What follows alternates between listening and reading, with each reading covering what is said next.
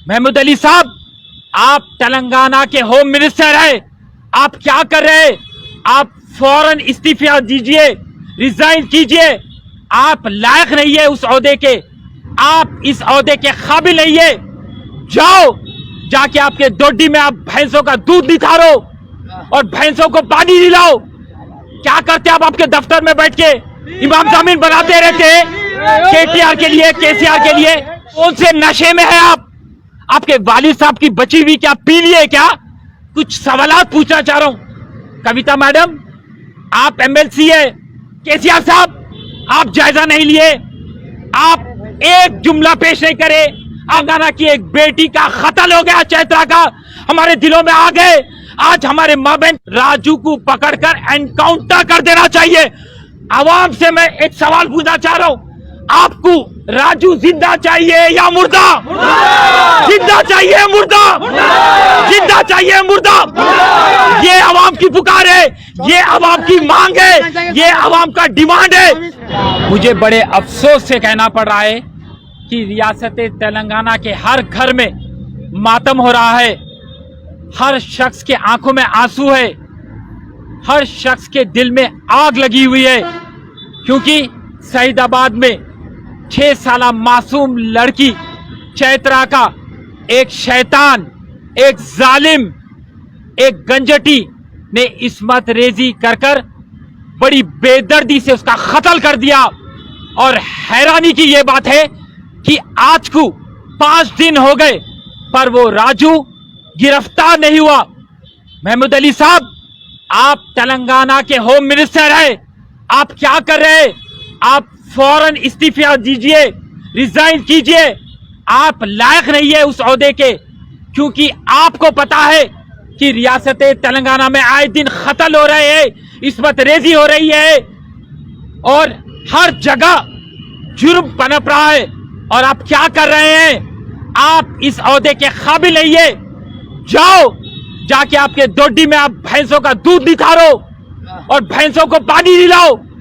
क्या करते आप आपके दफ्तर में बैठ के इमाम जमीन बनाते रहते हैं केटीआर के लिए, केसीआर के लिए?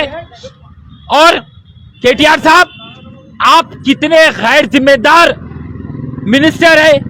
आप 2 दिन पहले ट्वीट कर डाले कि जो कातिल राजू है वो गिरफ्तार हो गया। उसके बाद में 2 दिन के बाद आप रीट्वीट करके कहते हैं कि मुझे गलत खबर मिली, वो अब तक फरार है और पुलिस उसकी तलाश में है। कौन से नशे में है आप? आपके वालिद साहब की बची हुई क्या पी लिए क्या? आप इतने गैर जिम्मेदार हो नहीं कैसा सकते? आपको पता नहीं कि एक मासूम बच्ची का कत्ल हो गया? आप तहकीकात बराबर करे नहीं, आप ना कमिश्नर को कॉल करे, ना आप डीजीपी को कॉल करे और ऐसे आप ट्वीट दे डाले। और कविता मैडम से मैं कुछ सवालात पूछना चाह रहा हूं। कविता मैडम, आप एमएलसी है, आप केसीआर के साहिबजादी है, क्या आपका फर्ज नहीं है? आप एक मां भी है, क्या आपका फर्ज नहीं है कि चैत्रा के वालिदैन के पास आके पुरसा देना, उनके गम में शामिल होना? मगर आप 16 सिंगार करके सिर्फ ईदों में नजर आते, इनॉग्रेशनों में नजर आते, रिबन कट करते हुए नजर आते, दावतों में नजर आते, पर आप वो मासूम बच्ची के वालिदैन से मिलने नहीं गए। क्या आपके पास ममता नहीं है? क्या आपका जमीर मर चुका? क्या आपका दिल मुर्दा दिल है? अरे हमारी कांग्रेस पार्टी जमात के एमएलए सीतक का वहां जाकर मिले, सुनीता राव मैडम जाकर मिले, क्या आपका फर्ज नहीं बनता?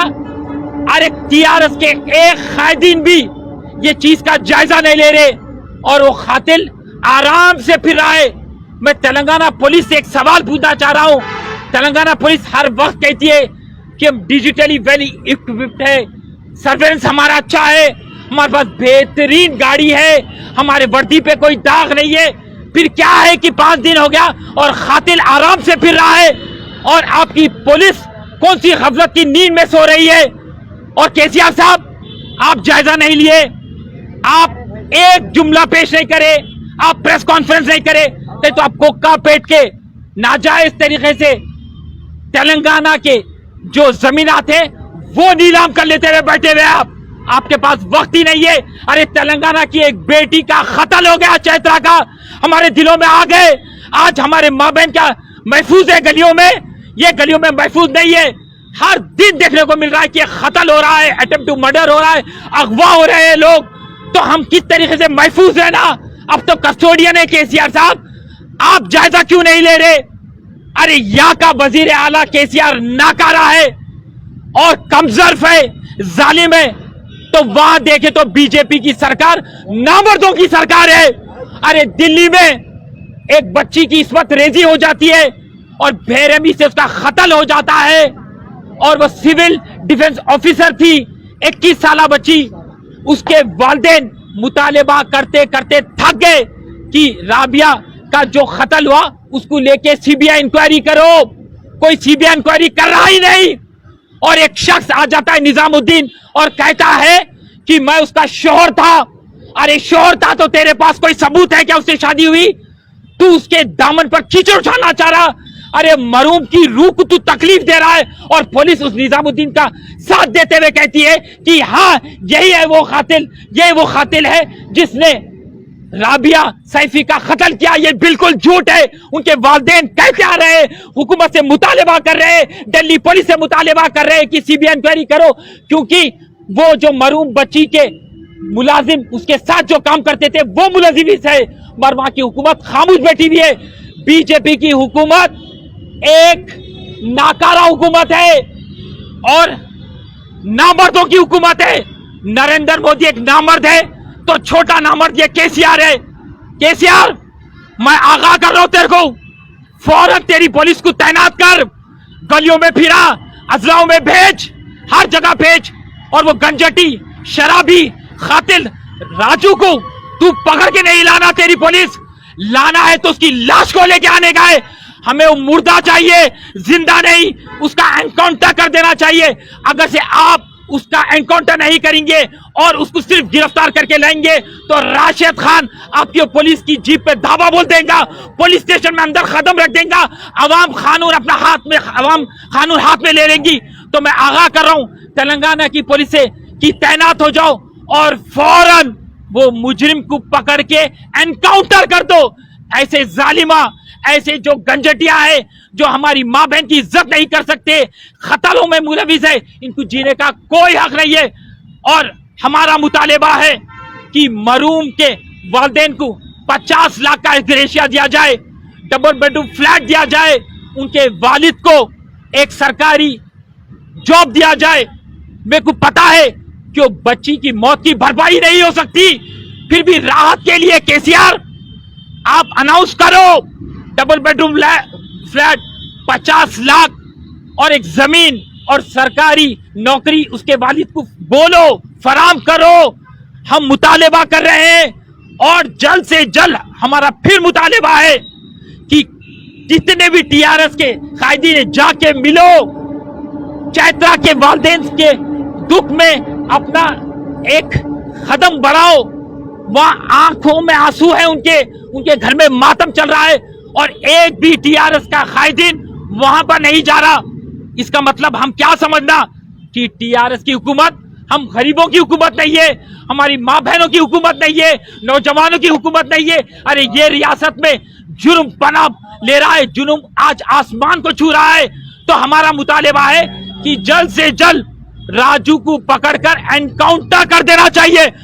आवाम से मैं एक सवाल पूछना चाह रहा हूं, आपको राजू जिंदा चाहिए या मुर्दा? जिंदा चाहिए मुर्दा? जिंदा चाहिए मुर्दा? ये आवाम की पुकार है, ये आवाम की मांग है, ये आवाम का डिमांड है, तो फौरन एनकाउंटर कर देना चाहिए।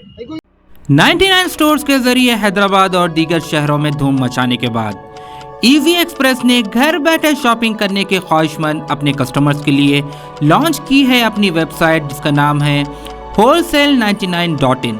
इस वेबसाइट पर 1000 से ज़्यादा वैरायटीज़ के प्रोडक्ट्स मौजूद है। ऑनलाइन शॉपिंग के ख्वाहिशमंद अफराद wholesale99.in पर जाकर अपना ऑर्डर बुक कर सकते हैं और 100 रुपये डिलीवरी चार्ज पर आपका बुक किया आइटम आपके घर तक पहुंच जाएगा। प्रोडक्ट्स की डिलीवरी ऑल ओवर इंडिया मौजूद है। इस चीज़ के साथ साथ रिटर्न पॉलिसी भी मौजूद है, जिसके तहत प्रोडक्ट पसंद न आने पर आप इजी एक्सप्रेस 99 के प्रोडक्ट्स वापस भी कर सकते हैं। जो आइटम्स दीगर वेबसाइट्स पर महंगे बिकते हैं वो इजी एक्सप्रेस 99 स्टोर की वेबसाइट पर सस्ते मिलते हैं। यकीन ना आए तो आप wholesale99.in के प्रोडक्ट्स के दामों को दूसरे वेबसाइट के प्रोडक्ट्स के दामों से टैली कर भी खरीद सकते हैं। ये तो थी बात ऑनलाइन शॉपिंग करने वालों की। अब बात करते हैं कारोबार करने वालों की। कारोबार के ख्वाहिशमंद अफराद 99 स्टोर या wholesale99.in से सामान खरीदकर अमेज़ॉन, फ्लिपकार्ट और दीगर शॉपिंग वेबसाइट्स पर बेच सकते हैं और अच्छा खासा मुनाफा कमा सकते हैं। इस चीज़ के साथ साथ आप इजी एक्सप्रेस की वेबसाइट की भी फ्रेंचाइजी खरीद सकते हैं और प्रोडक्ट्स पर 25% तक का मुनाफा कमा सकते हैं। वेबसाइट की फ्रेंचाइजी खरीदने के ख्वाहिशमंद अफराद तफसीलात के लिए स्क्रीन पर दिए गए नंबर्स पर राब्ता पैदा करें या विजिट करें हमारे इजी एक्सप्रेस 99 के स्टोर्स MPM मॉल एबिट्स, podium mall Toli Chowki, SMP mall Gulzar house, old Krishna talkies पर।